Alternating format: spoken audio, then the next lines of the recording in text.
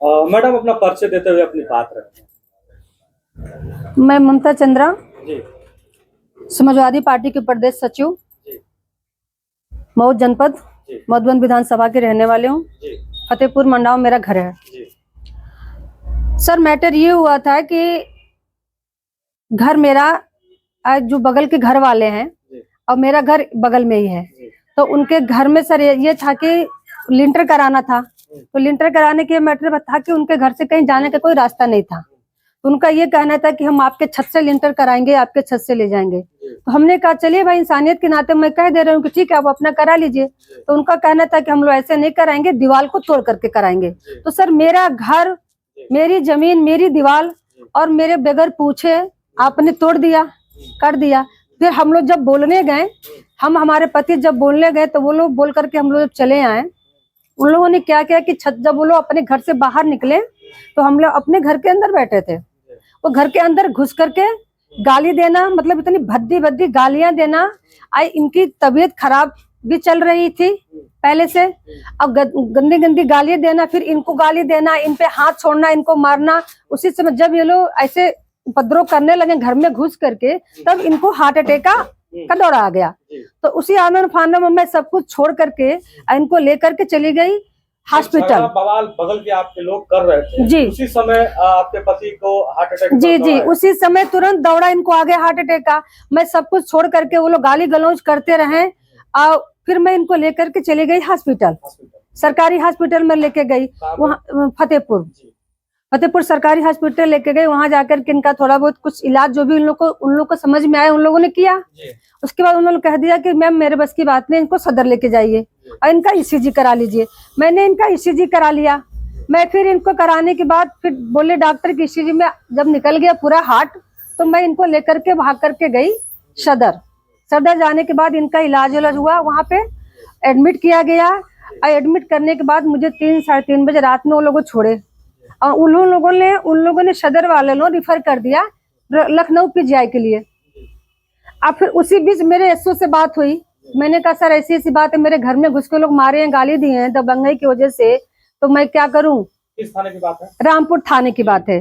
तो उन्होंने कहा कि ऐसा है कि ठीक है जाइए, अब मैं थाने पे हूँ नहीं, आप उनको लेके जाइए, पहले इलाज कराइए, सुबह आकर के आप एप्लीकेशन डाल दीजिएगा।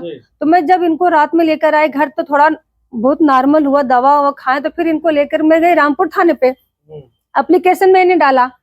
1 तारीख की बात थी, आज हफ्तों दिन से ज्यादा हो गया, आप ना मेरे घर पूछने आए। अब मैंने उनसे रिक्वेस्ट भी करके आए थे, सर मौके पे पहले चल के आप देख लीजिए मैटर क्या है, छत पे मेरा घर गिरा गया वो देख लीजिए। जिस मकान में मैं 30 साल से रह रही हूँ, ऊपर मैंने मकान बनवाया, नीचे मैं छोड़ दी हूँ खुला कि भाई नेता आदमी 10 लोग हर समय आते जाते रहते हैं, तो भाई घर में घुस के तो मेरे कोई बात करेगा नहीं, समस्या अपनी तो समाधान मैं कर नहीं पाऊंगी। तो मैं अपना बैठका बना करके मैं लोगों से अपना बातचीत करती थी, ठीक है।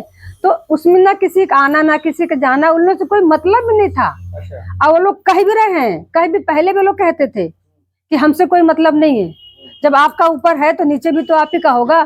जब हम लोग को कोई ना उठना है, ना बैठना है, ना आना है, ना उसमें जाना है, तो हम लोग से कोई लेना देना नहीं है उससे। अच्छा, दूसरी चीज ये है कि जब मैं रामपुर थाने पे एप्लीकेशन देने गई, तो उन्होंने कहा ठीक है मैम जाइए। तो हमने कहा सर मैं इनका मेडिकल कराना चाहती हूँ, देख लीजिए। उन्होंने कहा ठीक है मेडिकल करा लीजिए। आप मेडिकल कराने के लिए भेज रहे हैं, आप रिपोर्ट देख रहे हैं फतेहपुर का भी, आप रिपोर्ट देख रहे हैं सदर का भी, रिफर भी आप देख रहे हैं।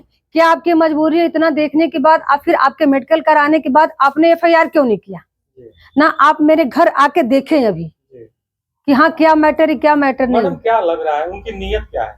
उनकी नीयत सर देखिए मैं बताऊं, उनकी नीयत ये है कि वो कहीं ना कहीं गोल मटल अपना वो बात करके अपना समझौता कर लिए हैं कि कुछ होगा नहीं, मैं हूँ। अच्छा। मैं हूँ, कुछ होगा नहीं। अच्छा। कहीं ना कहीं पैसे की बात भी मैं खुल के बोल रही हूँ, क्योंकि उनका ये डिमांड शुरू से चलता आ रहा थाने पे। उस थाने कितनी शिकायत है कि कोई भी अदना आदमी अगर चला जाता है कोई मैटर लेकर के, तो बगैर पैसे की सुनवाई नहीं होती है।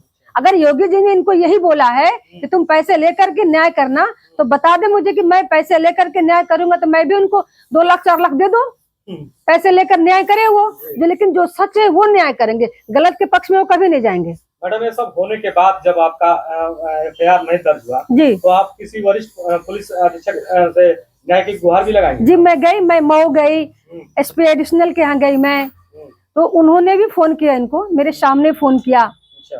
फोन करके बोला भी कि बताओ तुम जब ये मैटर इतना संगीन है तुम जा करके मौके पर देखे क्यों नहीं, दूसरी चीज तुम FIR क्यों नहीं किए? उन्होंने कहा कि मैं सर कर दूंगा, FIR कर दूंगा। मैं सर मिली थी? कल मैं मिली थी, कल 4 तारीख को, 4 तारीख कल मैं 4 तारीख को मिली और 11 बजे उन्होंने फोन किया, 11:30 बजे करीब आपके सामने? मेरे सामने, मैं बैठी भी वहां पे थी, मेरे सामने ही फोन हुआ। उन्होंने बोला कि क्यों तुम गोल गोल घुमा रहे हो मैटर को, जो तुम्हें करना है वो तुम करो ना, तुम जाके मौके पे देखो। तो मौके पे तो वो आए नहीं मौके पे। दूसरी बात उनका क्या कहना है कि अरे कोई बात नहीं सर, विवाद है, घर की बात है, घर की बात है। घर की बात को लेकर के जगनपुर विद्या में सर मर्डर हो गया था, भाई मर्डर हो गया था। आज फतेहपुर मंडा में भी आप वही कराना चाहते हैं। आप जब अपनी कुर्सी छोड़ेंगे, जिम्मेदार आदमी ये कुर्सी छोड़ेंगे जाएंगे, तब ना देखेंगे कि मैटर मौके पे है क्या चीज। अरे मैडम, मिलने एडिशनल एसपी से मिलने के बाद भी अब तक आपके पास कोई सुनवाई नहीं, कोई सुनवाई नहीं। रामपुर एसओ का है। मान लीजिए अगर इसी तरह बना रहेगा तो आगे क्या? आगे सर देखिए, मैं बता दूं उनको, मैं प्रेम से समझा करके आई, सर जो सही हो आप वो काम करिए, मैं गलत के फोर्स नहीं कर रही हूँ। मैं कह रही हूँ जो सही है हकीकत में देखकर आप मुझे न्याय चाहिए। अगर आप मुझे FIR नहीं करते हो, आप मुझे न्याय नहीं देते हो, तो मुझे मजबूरन अपनी पार्टी को लेकर के, समाजवादी पार्टी के सारे नेताओं को लेकर के अगर रोड मुझे जाम करना पड़े तो रामपुर एसओ खिलाफ मैं रोड जाम करूंगी। बहुत बहुत धन्यवाद।